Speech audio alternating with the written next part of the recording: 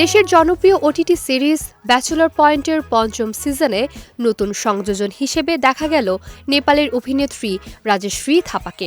OTT প্ল্যাটফর্মে মুক্তি পাওয়া সিজন 5-এর চ্যাপ্টার 13-এ তার উপস্থিতি দর্শকদের মধ্যে নতুন কৌতূহল তৈরি করেছে। সিরিজটিতে রাজশ্রী অভিনয় করছেন কিরান নামের একটি গুরুত্বপূর্ণ চরিত্রে। বিষয়টি নিশ্চিত করেছেন সিরিজটির নির্মাতা কাজল আরেফিন অমি। সম্প্রতি নিজের ফেসবুক পেজে রাজশ্রীর একটি ছবি প্রকাশ করে তিনি লেখেন, ব্যাচেলর পয়েন্টের নতুন আগুন কিরান। নির্মাতার এই পোস্টের মন্তব্যের ঘরেই রাজশ্রী থাপা ধন্যবাদ জানিয়ে নিজের উচ্ছ্বাস প্রকাশ করেন। বাংলাদেশি দর্শকদের উদ্দেশ্যে শুভেচ্ছা জানিয়ে নিজের ফেসবুক অ্যাকাউন্টেও একটি ছবি প্রকাশ করেছেন রাজশ্রী। নতুন এই যাত্রায় দর্শকদের ভালোবাসা ও সমর্থন কামনা করেন তিনি। তার এই পোস্টও সামাজিক যোগাযোগ মাধ্যমে ভক্তদের নজর কেড়েছে।